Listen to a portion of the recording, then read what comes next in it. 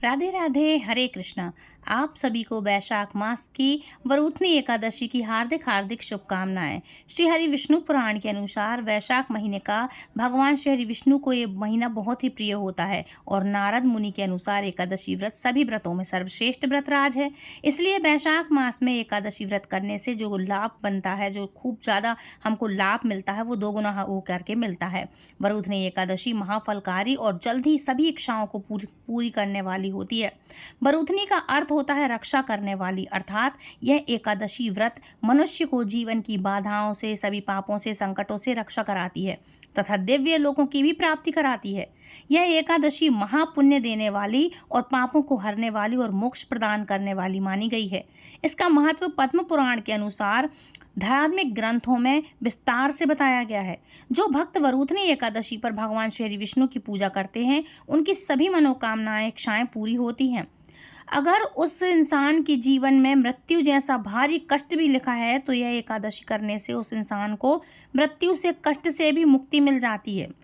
मतलब मृत्यु के दौरान जो कष्ट होना होता है, उससे भी आपको मुक्ति मिल जाएगी। अब आज इस वीडियो में आपको अति पावनी वरूथनी एकादशी व्रत की 3 पौराणिक कहानियां सुनाती हूँ, जो बहुत ही फलदायी पुण्यदायी प्रसंग है। प्रेम मन और भगवान को सुनिए प्रेम से, मन से। और वरूथनी एकादशी वाले दिन इस कथा को सुनने मात्र से सभी पापों का नाश होता है। इसलिए हमारे लिए इस व्रत को, इस कथा को बड़े ही प्रेम से, भाव से सुनना चाहिए। और भगवान मधुसूदन प्रसन्न होते हैं, इसलिए आज के दिन भगवान मधुसूदन की पूजा होती है। अपना प्रेम और आशीर्वाद वो भक्तों पर बरसाते हैं। जो भी व्यक्ति भय से पीड़ित है, उसे वरूथनी एकादशी का व्रत रख करके भगवान श्री विष्णु का स्मरण करना चाहिए। इस व्रत को करने से समस्त पापों का नाश होकर के मोक्ष मिलता है। और इससे आपके लिए इसका व्रत जरूर से करना चाहिए और सभी को करवाना चाहिए। तो प्रेम से बोलिए भगवान लक्ष्मी नारायण की जय हो। एक समय धर्मराज युधिष्ठिर भगवान श्री कृष्ण से बोले कि हे भगवान, वैशाख मास के कृष्ण पक्ष की एकादशी का क्या नाम है, उसकी विधि क्या है तथा उसके करने से क्या फल प्राप्त होता है? आप विस्तार पूर्वक मुझसे कहिए, मैं आपको नमस्कार करता हूँ। तब युधिष्ठिर की बात सुनकर श्री कृष्ण मुस्कुराते हुए बोले, हे राजेश्वर, इस एकादशी का नाम वरूथनी एकादशी है। यह सौभाग्य देने वाली, सब पापों को नष्ट करने वाली तथा अंत में मोक्ष देने वाली है। इस व्रत को यदि कोई अभागा स्त्री या अभागी पुरुष करता है, तो उसको भी मोक्ष मिलता है।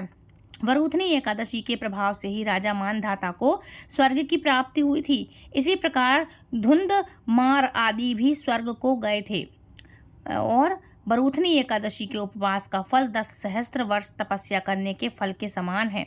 कुरुक्षेत्र में सूर्य ग्रहण के समय में जो फल एक बार स्वर्ण दान करने से मिलता है, मतलब सोना दान करने से मिलता है, वही फल वरूथनी एकादशी का उपवास करने मात्र से प्राप्त हो जाता है। इस व्रत से प्राणी इस लोक और परलोक दोनों में सुख पाते हैं और अंत में स्वर्ग के भागी बनते हैं। शास्त्रों में कहा गया है कि घोड़े के दान में हाथी का दान श्रेष्ठ है और हाथी के दान से भूमि का दान श्रेष्ठ है। इससे भी श्रेष्ठ तिलों का दान है और तिलों के दान से श्रेष्ठ है स्वर्ण का दान और स्वर्ण के दान से श्रेष्ठ है अन्नदान। संसार में अन्नदाता से श्रेष्ठ दान कोई भी नहीं है। अन्नदान से पितृ देवता, मनुष्य आदि सब तृप्त हो जाते हैं। कन्यादान को शास्त्रों में अन्नदान के समान ही माना गया है। वरूथनी एकादशी के व्रत से अन्नदान तथा कन्यादान दोनों के श्रेष्ठ दानों का फल मिलता है। जो मनुष्य लालचवश कन्या का धन ले लेते हैं या आलस्य और काम चोरी के कारण ही कन्या के धन का भक्षण करते हैं, वह प्रलय के अंत तक नरक में नरकगामी होते हैं और नरक भोगते हैं, या उनको अगले जन्म में विलाप योनि में जाना पड़ता है। जो प्राणी प्रेम से तथा यज्ञ सहित कन्यादान करते हैं, उनके पुण्य को चित्रगुप्त भी नहीं लिख सकते। उनको लिखने में चित्रगुप्त स्वयं असमर्थ हैं, इतना भारी उनका पुण्य होता है। जो प्राणी इस वरूथनी एकादशी का उपवास करते हैं, उन्हें कन्यादान का फल मिलता है। वरूथनी एकादशी का व्रत करने वाले को दशमी के दिन निम्नलिखित कुछ ऐसी वस्तुओं का है जो त्याग करना चाहिए। क्या है वो निम्नलिखित वस्तुएं? जैसे कि कांसे के बर्तन में भोजन करना नहीं चाहिए, मांस, मसूर की दाल, चना, कोंदों का साग, मधु यानी कि शहद दूसरे कान दूसरी की बात एक से सुनी दूसरे को बता दी, ये सब चीज़ें नहीं करना चाहिए। व्यक्ति को पूर्ण ब्रह्मचर्य रहना चाहिए। रात को सोना नहीं चाहिए, अपितु सारा समय शास्त्र चिंतन और भजन कीर्तन करते हुए आपको दिन बिताना चाहिए। दूसरों की निंदा तथा नीच पापी लोगों की संगत भी नहीं करनी चाहिए। क्रोध नहीं करना चाहिए, झूठ नहीं बोलना चाहिए, तेल तथा अन्न नहीं खाना चाहिए। हे राजन, जो मनुष्य इस एकादशी का व्रत विधि विधान पूर्वक करते हैं उन्हें स्वर्गलोक की भी प्राप्ति होती है। इसलिए मनुष्य को उत्कृष्ट कर्मों से डरना चाहिए। इस व्रत के महत्तम को पढ़ने से 1 सहस्त्र गोदान का पुण्य फल प्राप्त होता है। इसका फल गंगा स्नान के फल के समान अधिक होता है। इतनी कथा कह के भगवान श्री कृष्ण कुछ देर रुके और फिर पुनः बोले, अब इसकी एक प्राचीन कथा बताता हूँ, ध्यान से सुनो। मन नर्मदा नदी के तट पर एक राजा राज्य करता था, जिसके राज्य में मानधाता थे। वो अत्यंत दानशील तथा तपस्वी थे।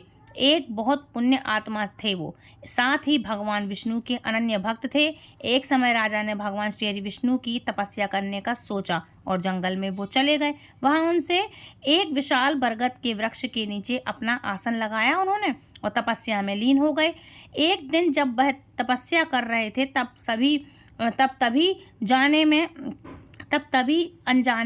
जाने से एक जंगली भालू आया और राजा का पैर चबाने लगा। अनजाने में राजा पूर्वोक्त अपनी तपस्या में लीन रहे।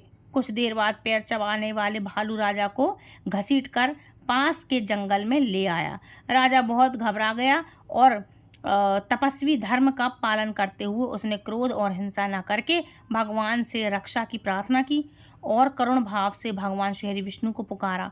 भक्त की पुकार सुनकर विष्णु भगवान ने अपने सुदर्शन चक्र से भालू को मार करके अपने भक्त की रक्षा की। राजा का पैर भालू लगभग खा ही चुका था।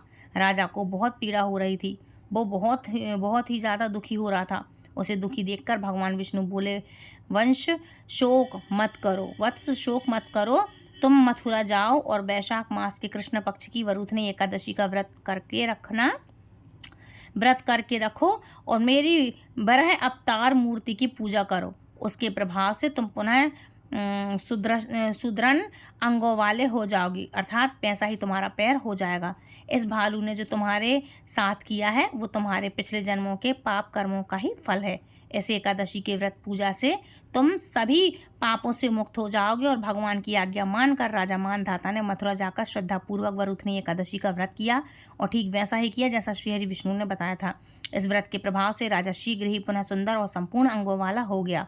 व्रत के प्रताप से राजा की कीर्ति चारों ओर फैल गई और उनका समृद्ध राज्य बन गया। और इसी एकादशी के प्रभाव से राजा मानधाता अपने जीवन को भोग करके स्वर्ग लोक को गए।